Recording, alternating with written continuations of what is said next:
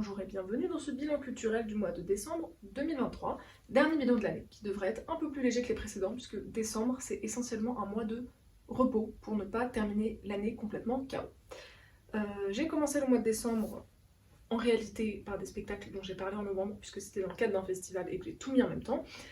Mais après ça, je suis allée au cinéma voir Simple comme Sylvain. J'ai vu beaucoup de retours très très positifs sur ce film et j'ai pas été déçue. Je trouve qu'il est vraiment bien réalisé.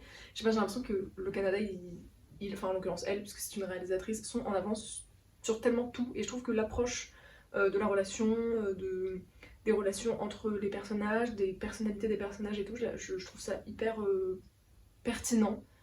Et j'ai vraiment, c'est le genre de film qui me fait dire un homme n'aurait jamais pu, et peut-être même qu'en France on n'aurait pas pu. Enfin je sais pas trop, mais en tout cas je l'ai trouvé assez juste, assez bien. Après ça me met toujours un peu, euh, pas mal à l'aise, c'est pas le mot, mais c'est vraiment centré sur la question de l'amour et de la relation amoureuse. Et moi, enfin les films centrés là-dessus, c'est toujours un peu, ouais bof, mais là je trouve que c'est agencé et amené de façon assez pertinente. Donc en tout cas j'ai passé un bon moment de cinéma et j'ai retrouvé des choses assez justes dans tout ce que j'avais lu de très positif sur ce film. Donc je suis contente d'être allée le voir parce que j'étais pas certaine au début de vouloir y aller. Donc voilà, c'était un bon choix. J'ai également vu au cinéma Les filles vont bien. J'ai adoré ce film, en fait enfin, le plot de base a été fait pour moi. C'est des femmes qui partent en résidence de création théâtrale dans la campagne en Espagne. Donc en fait, il y a du soleil, il y a des femmes, il y a de la création, c'est de la résidence de théâtre, enfin c'est du spectacle vivant au cinéma. Enfin moi j'aime beaucoup, vraiment et j'ai trouvé ça assez chouette. Et aussi, enfin, surtout, comment en fait la création et leur rôle d'actrice, de comédienne, puisent en elles, dans leurs ressources personnelles, intimes, individuelles, et toutes les réflexions qu'elles peuvent avoir en dehors des temps de création et de travail, qui nourrissent en fait ce travail, et tous les échanges, toutes les conversations, alors pas informelles, mais ouais, qui ne sont pas des conversations de travail, qui en fait ont une influence directe sur ensuite comment est-ce qu'elles vont travailler.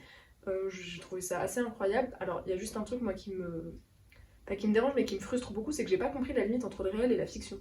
C'est-à-dire que moi, c'est un film que j'ai trouvé mis en scène et réalisé de façon fictionnelle, sauf qu'en fait, les actrices et les personnages sont les mêmes personnes, avec les prénoms et tout.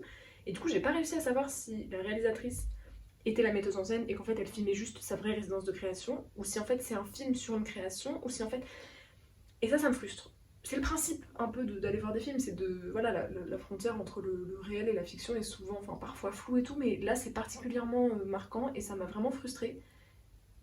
Après, peut-être qu'en allant creuser un petit peu, je trouverai les infos, hein, mais je suis sortie du cinéma en mode attends, mais c'était trop bien, mais je comprends pas. C'est à la fin, en fait, quand j'ai vu le nom de toutes les actrices et tout, que je me suis rendu compte que c'était exactement les mêmes personnes, et j'étais genre, mais ça s'est passé en vrai ou pas aussi. Enfin, parce qu'à la limite, les échanges et tout, la création, tout ça, ça aurait pu être des choses qui se passent en vrai, entre guillemets, et qui seraient de l'ordre du documentaire, mais en même temps, ça n'avait rien d'un documentaire pour moi. Et le mec qui arrive et la relation avec ce mec-là et tout, enfin, je veux dire, ça s'invente pas. Enfin, si, ça s'invente justement. Enfin, je sais pas, ça m'a un peu déroutée et du coup j'ai trouvé ça intéressant d'être déroutée de cette façon et d'avoir joué sur cette frontière et en même temps j'aime pas ne pas comprendre.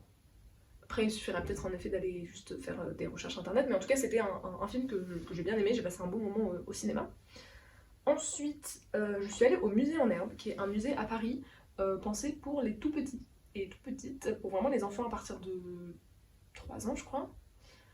Et en fait, c'est fou parce que c'est un musée qui a un accrochage, enfin une exposition, euh, avec une exigence artistique, une exigence de mise en scène, muséographie ça s'appelle je crois, une exigence à la fois artistique et aussi voilà, dans le cadre qu'on donne aux enfants. C'est un vrai musée avec des salles d'exposition, avec une narration d'une salle à l'autre, avec un propos artistique. C'est exigeant et à la fois c'est hyper adapté aux enfants. J'étais évidemment avec un enfant de 4 ans qui a vraiment accroché à la proposition, aussi parce que la médiation qui est pensée autour de l'exposition et qui est non seulement imaginée avant, mais aussi portée tout au long de la visite par les agents et agentes du musée est très juste, je trouve, très bien portée, très bien imaginée.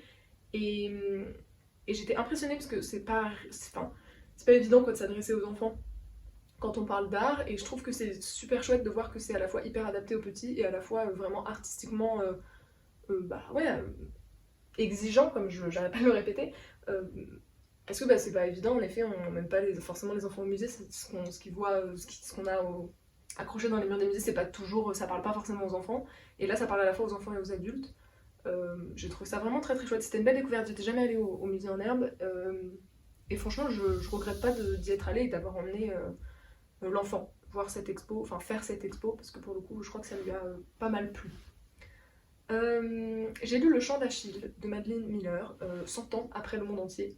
Ça fait plusieurs années que j'entends la hype autour de ce livre qui, j'ai l'impression, n'a pas baissé avec les années et je comprends tellement la hype maintenant. Ce livre est incroyable. Ce livre est incroyable, vraiment ça a été pour moi la symbolique, j'exagère, mais le retour au plaisir de la lecture. J'avais l'impression d'avoir 13 ans et d'être en train de lire Hunger Games. Alors ça n'a rien à voir dans l'histoire, mais vraiment l'énergie que ça m'a donné, ce truc de le dévorer, la lecture hyper fluide, hyper facile, on s'attache au personnage, on comprend tout ce qui se passe et tout. Enfin, j'ai trouvé ça vraiment exceptionnel et je trouve que c'est bien écrit parce que c'est quand même, je vais pas redire exigeant, il faut que j'arrête avec ce mot, mais je trouve que c'est quand même assez pointu entre guillemets à l'endroit de l'histoire antique et de la mythologie grecque et tout. C'est précis, enfin c'est des faits, on s'entend, mais des choses assez précises et exactes, je crois. Euh, et en même temps, ça donne à voir aussi une lecture de toute cette histoire, de toute cette mythologie qu'on connaît plus ou moins bien, qui est une lecture queer, et je trouve ça hyper intéressant aussi. Et les personnages, ils sont trop bien écrits, enfin, je sais pas, leur relation et tout. Enfin, moi, j'étais vraiment in love à chaque page, j'étais en mode oh waouh, j'ai passé un trop bon moment de lecture. Et là, du coup, j'ai Circé, qu'il faut que je lise et que je dois rendre à la bibliothèque dans quelques jours, donc je suis pas sûre d'avoir le temps de le lire, malheureusement. Mais en fait, Le Chant d'Achille, je l'avais pris aussi à la bibliothèque, et ce qui m'a fait le lire, c'est de me dire, faut que je le rende dans 5 jours, help, est-ce que j'aurai le temps de le lire avant? Et en fait, je l'ai lu en 2 jours tellement il m'a happé. Donc peut-être que je vais avoir le même déblocage pour Circé là en tout début du mois de janvier. Peut-être pas, on verra.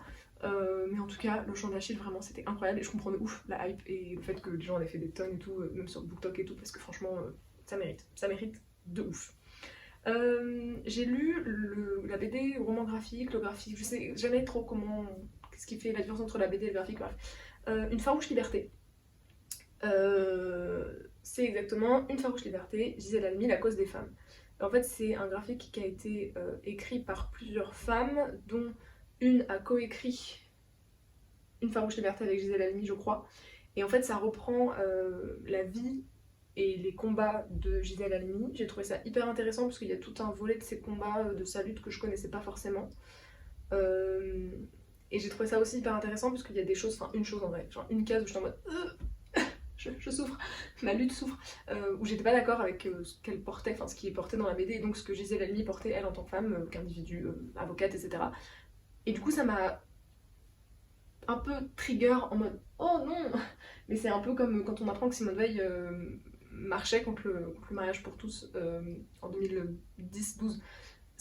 Je trouve ça hyper intéressant de se rappeler aussi que les grandes figures et les femmes qui ont été hyper importantes dans nos luttes ont aussi leurs failles, s'inscrivaient aussi, enfin leur lutte s'inscrivait aussi dans un contexte historique qui n'est pas celui d'aujourd'hui et avec lesquels on peut avoir des désaccords. Et ça veut pas dire qu'elles sont pas extraordinaires et incroyables et qu'elles ont pas genre changé nos vies, littéralement, en l'occurrence pour ces femmes-là.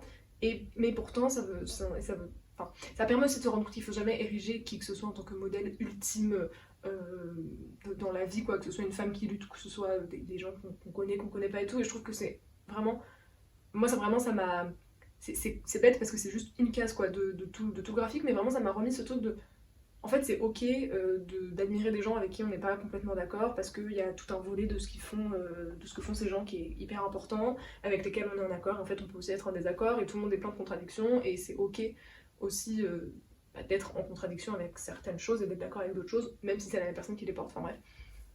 Donc j'ai trouvé que c'est vraiment une lecture très très chouette et c'est une BD que j'avais achetée pour offrir en Secret Santa à mes potes. Et c'est tombé sur un pote qui a l'air hyper, enfin, qui était vraiment hyper content de l'avoir, donc j'ai hâte de pouvoir en discuter aussi avec lui une fois qu'il l'aura lu. J'ai lu Past Lives, non pas du tout, j'ai vu Past Lives de Céline Song. Je l'ai trouvé mais incroyable, il est dans mes petits highlights cinéma de 2023. Je l'ai trouvé vraiment très très chouette ce film parce que je trouve que la réflexion qui est portée, enfin un peu la philosophie de la destinée et la parole portée, la philosophie portée sur la destinée dans le film, le discours porté là-dessus, je le trouve hyper intéressant. Moi c'est pas forcément des questions que je me pose tous les jours de est-ce que les gens que tu croises dans la rue en fait t'es fait pour les croiser, enfin les questions de destinée et tout, c'est pas des choses qui me nourrissent tous les jours comme réflexion, comme personne, mais j'ai trouvé que là, un peu comme ça, pour moi sorti de nulle part parce que je suis allée voir ce film juste parce que je sais pas, l'esthétique avait quelque chose qui me parlait. en fait j'ai trouvé ça trop bien. J'ai trouvé que la réflexion était hyper bien portée, hyper intéressante sur qu'est-ce qui fait une destinée, qu'est-ce qui fait les rencontres entre les gens, qu'est-ce qui fait les relations entre les gens, et enfin j'ai trouvé ça trop chouette. Et ce que j'ai trouvé super, c'est que c'est sur fond aussi de déracinement, d'immigration, et donc de quitter son pays pour un autre pays, son pays, sa culture, sa langue, pour un autre pays, une autre culture, une autre langue. Et je trouve que c'est pas un film sur l'immigration, c'est pas un film sur le déracinement, mais c'est quand même la toile de fond. Et ça a un rôle hyper important et que j'ai trouvé moi hyper central dans toutes les relations que notre personnage peut avoir et la vie que la personnage principale mène. Et en même temps, c'est pas a thing, c'est pas genre central, c'est pas frontal, c'est pas littéral. Enfin, c'est central sans être littéral, quoi. Ce truc, en fait, bah, tout ce qu'elle vit, tout ce qu'elle traverse, c'est aussi sur cette base-là, sur ce fond-là, parce qu'en fait, les deux hommes qui traversent sa vie, bah, il y en a un en fait qui est rattaché à son enfance, à sa culture, à son pays, à sa vie d'avant, et il y en a un qui est rattaché à sa nouvelle vie, et c'est aussi toutes ces questions-là de déracinement, d'immigration, de multiculturalité et tout. Multiculturalité, ça veut rien dire. Et que j'ai trouvé hyper intéressant en toile de fond sans en faire too much. Et ce film, j'ai trouvé vraiment très juste et par ailleurs esthétiquement incroyable. Et j'ai trouvé les acteurs et actrices plutôt très très bons, très bonnes. Donc voilà, c'était vraiment une belle découverte. Je m'attendais un peu à rien en vrai, mais c'était une très belle découverte. Et en revanche, le deuxième film, enfin, le prochain film, quoi, c'est Perfect Days de Wim Wenders. Pour le coup, je m'attendais à beaucoup de choses parce que j'en ai vu énormément de critiques élogieuses de Perfect Days. Et en fait, j'ai pas accroché. Je crois que c'était la première fois au cinéma que je faisais l'expérience du principe de répétition au cinéma.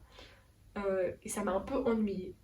Alors le film est très beau, les acteurs et actrices sont vraiment exceptionnels, l'histoire je la trouve touchante, intéressante et tout, enfin ça m'a parlé, j'ai pas non plus, voilà, c'était pas non plus le pire film de l'année, mais je dois dire que je crois que je suis un peu passée à côté, en tout cas quand j'entends et je lis toutes les critiques hyper élogieuses, que ce soit, enfin voilà, les gens qui parlent de cinéma sur Instagram et tout, bah, j'avoue que j'ai l'impression d'être passée un peu à côté, parce que moi j'ai trouvé le temps un peu long et j'ai trouvé que cette répétition du quotidien qui fait tout le film en fait, ce principe de quotidien, de la beauté du quotidien, la beauté de la routine et enfin, la beauté du rien entre guillemets, du rien d'exceptionnel. C'est beau parce qu'on la voit cette beauté-là dans son quotidien et dans lui, tout ce qu'il perçoit de beau dans sa vie et dans son quotidien, mais ça m'a pas suffi pour ne pas trouver le temps long. Et du coup, j'avoue que je suis un peu déboussolée, déboussolée j'exagère, mais un peu, voilà, je sais pas trop où me positionner parce qu'en fait, est-ce que c'est moi qui suis passée à côté d'un truc? Enfin après voilà, c'est pas, enfin, j'ai le droit de pas aimer un film, mais ça m'interroge vraiment quand c'est des films qui font l'unanimité auprès alors l'unanimité on s'entend auprès d'une certaine communauté très précise de gens qui parlent de cinéma sur internet, ce qui est quand même pas du tout représentatif du reste du monde. Mais du coup ça m'interroge sur qu'est-ce qui moi a fait que ça m'a moins accroché, et je pense que oui c'est ce truc de j'ai trouvé le temps long. Après voilà, c'est aussi peut-être un contexte, je l'ai vu après, juste après Past Lives, j'ai enchaîné les deux dans la soirée, avec voilà, mois de décembre, fatigue et tout, donc c'est peut-être aussi tout ça qui a joué là-dessus, mais bon, j'étais pas ultra convaincue. Alors que j'étais plus concentrée pendant Perfect Days que pendant Past Lives, où je me suis sentie un peu plus dissipée. Bref, mais j'ai quand même préféré l'expérience de cinéma de Past Lives que de Perfect Days. Voilà. Pour ces deux films, ensuite j'ai fait essentiellement je suis allée essentiellement au cinéma en décembre. J'ai vu La fille de son père d'Erwan Leduc, que je suis allée voir à la base essentiellement pour Nahuel Pérez Biscayar, je crois que c'est ça, comme ça que ça se dit, qui est un acteur que j'adore, que j'ai découvert dans 120 battements par minute et que j'aime beaucoup, qui ne m'a évidemment pas déçu. J'ai beaucoup aimé ce film, je l'ai trouvé hyper intéressant sur les relations humaines, parce que du coup c'est un film qui nous dépeint plusieurs portraits un peu de relations. Il y a la relation ultra fusionnelle de ce père et sa fille, fusionnelle au point à quel point c'est malsain en fait de s'aimer autant, un peu entre guillemets. Comment est-ce que ça devient un peu malsain, même si enfin bref, il y a un truc qui m'a un peu dérangé quand même dans cette relation, mais en tout cas j'ai trouvé ça quand même intéressant. Il y a la relation à la mère absente, à comment est-ce qu'en fait cette mère n'a jamais manqué à cette fille, mais comment est-ce qu'en fait le père lui ne s'en remettra jamais du départ de cette mère. La relation de cette fille à son amoureux à elle, et comment est-ce qu'en fait c'est une relation assez intéressante, parce que c'est des jeunes gens qui couchent pas ensemble. Et que lui c'est un grand poète et un mec qui réfléchit beaucoup et qui écrit beaucoup de poésie, et lui qui porte aussi un regard sur leur relation à eux deux, père-fille, qui est hyper intéressant. La relation du père avec la femme qu'il aime aujourd'hui, et comment est-ce qu'en fait ça dépeint des relations différentes, et et plusieurs portraits un peu de gens qui s'aiment, parce qu'en fait que ce soit le père qui aime sa fille, qui aime sa compagne, ou ce mec qui aime sa copine, enfin je trouve que c'est hyper intéressant, et la question du déchirement, de la séparation qui se pose à un moment après avoir passé toute une vie ultra fusionnelle et tout, enfin je l'ai trouvé assez intéressant comme film, et en fait je crois surtout que je l'ai trouvé super parce que j'adore cet acteur. L'actrice Céleste Brunkel, je crois qu'elle s'appelle, je l'ai trouvée trop chouette, j'ai vraiment très très très très bonne, assez brillante, et j'ai trouvé leur relation à deux aussi à l'écran, leur jeu plutôt très cool. Euh, et ouais, j'adore, enfin là je suis à deux doigts de. En fait, ça va devenir mon. Je suis l'impression qu'en 2024, Nahuel Pérez Biscara, ça va être mon Adèle Exarchopoulos, je vais aller voir des films ou trouver des films sur internet exclusivement pour le voir au cinéma, parce que quand j'aime bien des acteurs et actrices, j'aime bien aussi plonger et creuser un peu leur jeu, parce que après en fait souvent je me rends compte qu'ils jouent pareil dans tous les films, enfin bref, mais je sais pas, j'aime beaucoup vraiment cet acteur, donc j'ai envie de le voir plus au travail aussi. Voilà. J'ai revu le spectacle dimanche des compagnies Focus et Chaliboité, qui est un spectacle d'objets marionnettes, qui en conte une fable écologique, enfin, qui traite en tout cas de la question du désastre écologique qu'on est en train de vivre. C'est un spectacle que j'avais adoré quand je l'avais vu en 2021, 22, enfin sur la saison 21-22 en tout cas, que j'ai revu, que j'ai trouvé tout aussi génial. J'ai emmené des proches avec moi qui n'ont pas forcément l'habitude de voir du spectacle et qui ont adoré. Je trouve qu'en fait ce spectacle, il cristallise tout ce qui fait que le théâtre de marionnettes et d'objets fonctionne. C'est-à-dire que la marionnette, c'est un mécanisme psychique euh, qui fait que ton cerveau accepte de croire à ce qui est en train de se passer tout en sachant que c'est pas vrai. Et ça tient de beaucoup de choses. Ça tient du travail, enfin, ça tient de la mise en scène, ça tient du travail de fabrication des marionnettes, des manipulateurs, des marionnettistes et tout. Enfin, ça tient de beaucoup de choses pour que ça fonctionne. La lumière, la scénographie et tout. Et en fait, techniquement, ce spectacle, il est parfait justement à l'endroit des marionnettistes, à l'endroit des comédiens et comédiennes, parce que en fait, ça mélange gens qui jouent des rôles humains et gens qui manipulent des objets ou des marionnettes. À l'endroit de la lumière, à l'endroit des décors, en fait, c'est techniquement, il est parfait. Enfin, moi, je trouvais que c'est assez exceptionnel ce spectacle. Et donc, ça cristallise ce qui fait que ça fonctionne. Et pour moi, ça fonctionne mais puissance 1000. Et c'est drôle parce que, après, moi, je suis habituée, c'est-à-dire que je sais, en allant voir un spectacle d'objets et de marionnettes, que je vais accepter de me plonger dedans et d'y croire. Et il y a des fois, je suis plus ou moins convaincue. Là, je savais d'avance que j'étais convaincue puisque je l'avais déjà vu. Mais du coup, j'étais avec ses proches qui, eux, n'ont, je crois, jamais vu de spectacle d'objets et de marionnettes. Et pour qui ça a fonctionné tout de suite et qui sont en mode. C'est fou parce qu'en fait, je sais que c'est pas vrai, mais j'ai l'impression que c'est vrai. Et ça, ils m'ont dit de façon littéraire, c'est exactement ça. Et je trouve que ça pointe un truc hyper intéressant, à quel point la maîtrise de ce spectacle est absolument exceptionnelle. Donc c'est une maîtrise technique, esthétique, artistique, en plus d'être une maîtrise assez juste du propos porté, euh, puisqu'en fait on nous raconte quelque chose de dramatique, le désastre écologique, la grande crise qu'on traverse et que traverse la nature, mais sans en faire des caisses, sans que ça soit trop lourd, sans que ça soit plombant. Et de la même façon, c'est hyper drôle, sans que ça soit trop lourd et sans en faire des caisses non plus. Et il y a un équilibre entre la gravité de ce qu'on est en train de nous dire et l'humour avec lequel on nous le dit qui fonctionne mais ultra bien. C'est-à-dire que tu rigoles, oh, je devrais pas rire, et en même temps ça va, c'est marrant, tout le monde rit, et en même temps on sait qu'on devrait pas rire. Enfin, je trouve que vraiment c'est un bijou de maîtrise ce spectacle, et je salue également qu'à la fin du spectacle, au moment du salut, les artistes ont attendu que la salle se redevienne silencieuse, sont restés au plateau, et l'une des comédiennes a pris la parole pour nous expliquer que quand ensemble ils ont choisi, il et elle ont décidé d'écrire ce spectacle, c'est parce que c'était plus possible pour les artistes qui l'ont fait de garder le silence face à la situation écologique, à la crise écologique. Ils avaient besoin de prendre la parole là-dessus. Et que ce soir, de la même façon, il n'aurait été pas possible de garder le silence sur ce qui était en train de se passer à Gaza et en Palestine, en appelant à un cessez-le-feu immédiat. Sur le plateau d'une scène nationale, donc un lieu subventionné par l'État, et dans une ville de droite. Et moi j'ai trouvé ça assez fort parce qu'en fait dans le spectacle vivant c'est un positionnement qui est pas forcément pris, parce qu'on sait que le spectacle vivant vit beaucoup des subventions publiques et que c'est pas évident quand tu dépends entre guillemets du pouvoir public de prendre une position qui va à l'encontre de la position prise par l'État qui finance ton travail, parce que politiquement c'est compliqué, parce que bah, t'as peur pour ton travail, parce que bah, c'est en fait des gens qui te soutiennent et qui te font vivre, donc t'as pas envie. Enfin, voilà, on sait pas comment ça fonctionne, je pense qu'il y a plein de rouages que voilà, même moi je maîtrise pas. Mais en tout cas, euh, enfin, j'ai trouvé ça très fort de faire le choix de cette prise de parole, et je salue. Je salue ce move parce que franchement, je pense que c'est pas évident, sinon tout le monde le ferait en fait. Donc voilà. J'ai lu Je ne suis pas folle de Clara Vialtel, Ticiane Vorano et Marie-Pierre Barre, qui est une BD qui a été éditée par Édifice Édition, qui est une maison d'édition participative. Donc déjà, je trouvais ça intéressant de soutenir cette maison d'édition participative, et surtout qui traite de la santé mentale. Et en fait, moi je suis toujours assez preneuse de graphiques sur la question de la santé ou de la maladie mentale. Et en fait, ça c'est. Je peux même pas. Enfin, je veux dire, je peux même pas juger ou donner mon avis sur le récit parce que en fait, c'est récit d'une expérience personnelle d'hospitalisation en psychiatrie.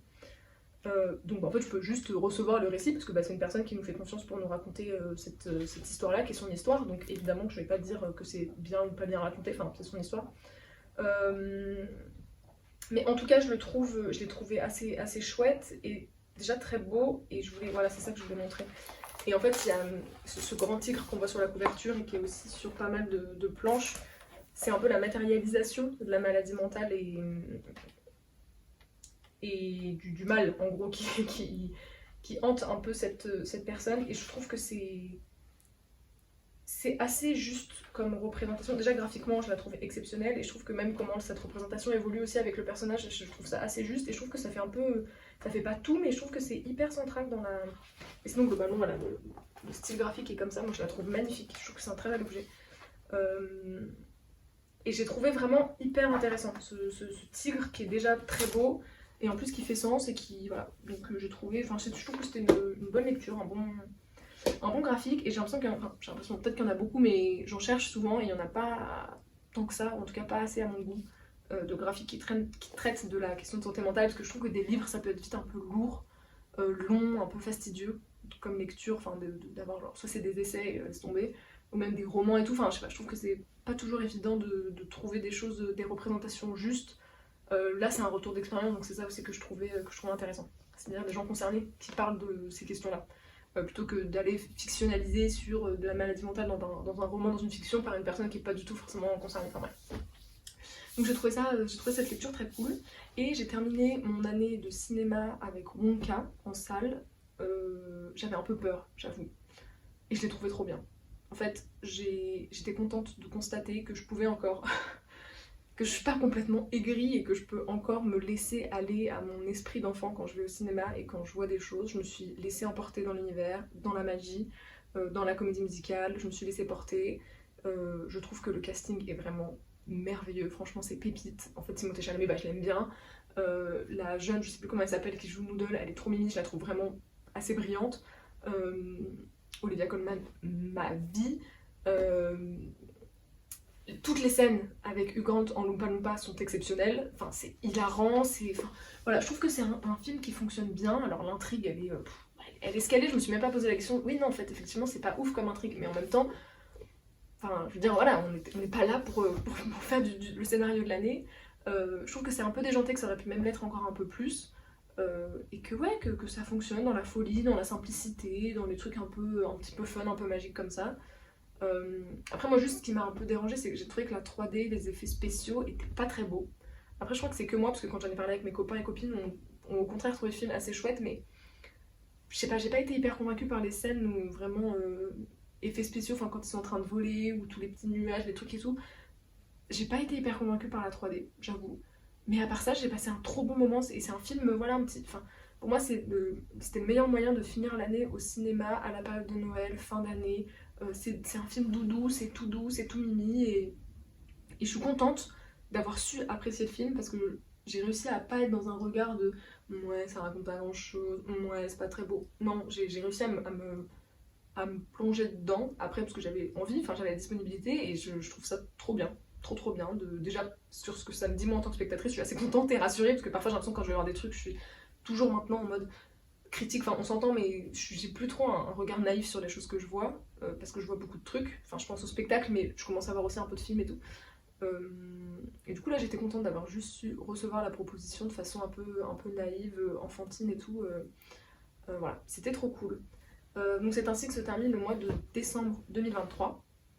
En réalité, j'ai aussi commencé mon marathon Harry Potter en 2023, mais vu que je l'ai fini en janvier, je mettrai tout en janvier 2024. Donc c'est ainsi que se termine notre année 2023.